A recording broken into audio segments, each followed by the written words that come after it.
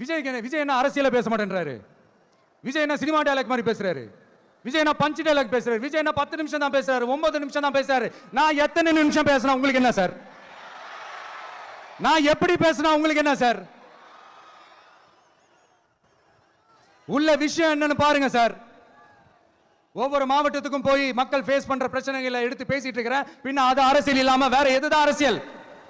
உங்களை மாதிரி தனிப்பட்ட முறையில தரக்குறைவா அசிங்கமா பேசுறதுதான் அரசியல்னா அந்த அரசியல் நமக்கு வராது.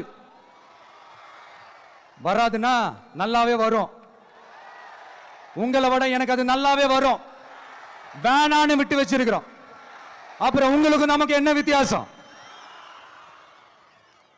காஞ்சிபுரத்தில் நாம பேசும்போது இந்த மாதிரி உங்களால் அமைக்கப்பட போற ஆட்சியில நம்ம ஆட்சிக்கு வந்த உடனே என்னெல்லாம் செய்ய போறோம்ன்றது சிலது சொன்னோம். அதையெல்லாம் தப்பா புரிஞ்சுக்கிட்டு இப்போ சொல்றேன், விளக்கமா சொல்றேன். நான் சலுகைகளுக்கு எதிரானவன் கிடையாது. மக்களுக்கான சலுகைகளை இலவசம்னு சொல்லி அசிங்கப்படுத்துறதுல எனக்கு உடன்பாடு கிடையாது.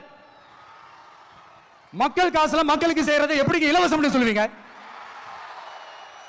அப்படியே செஞ்சிட்டாலும் ஓசில போறேன்னு சொல்லி அசிங்கப்படுத்துறீங்க. என்ன கேட்கறதுக்கு ஆள் இல்ல நினைச்சீங்களா? மக்களுக்கு ஒண்ணுனா இந்த விஜய் வந்து நிப்பா, இந்த விஜய் வந்து கேள்வி கேட்பா. இந்த விஜய் எப்பவுமே மக்கள் பக்கம் தான். அதே மாதிரி மக்களும் என் பக்கம் தான். என் மக்கள் மானத்தோட மரியாதையோட கௌரவத்தோட வாழணும். என் மக்கள் யாருக்கும் கீழே கிடையாது. அப்படி அவங்க கௌரவத்தோட வாழணும்னா அவங்களுக்கான வாழ்க்கை தரம் உயரணும். வாழ்க்கை தரம் உயரணும்னா அவங்களோட வாழ்வாதாரம் உயரணும். வாழ்வாதாரம் உயர்ந்தாதான் பொருளாதாரம் உயரும். பொருளாதாரம் உயர்ந்தாதான் வசதி வாய்ப்புகள் உயரும். இதெல்லாம் உயர்ந்தாலே ஆட்டோமேட்டிக்கா அவங்களோட வாழ்க்கை தரம், அவங்களுக்கான மரியாதை, அவங்களுக்கான கௌரவம் எல்லாமே உயரும். இதுக்கான வழிகள், அந்த சூழல்களை அந்த கவர்மெண்ட் அமைச்சு கொடுக்கணும். இதுக்கான அந்த திட்டங்களை செயல்படுத்தணும். இதெல்லாம் செஞ்சாதான் அந்த அரசாங்கம் ஒரு நல்ல அரசாங்கம். இதை தான் சொன்னோம்.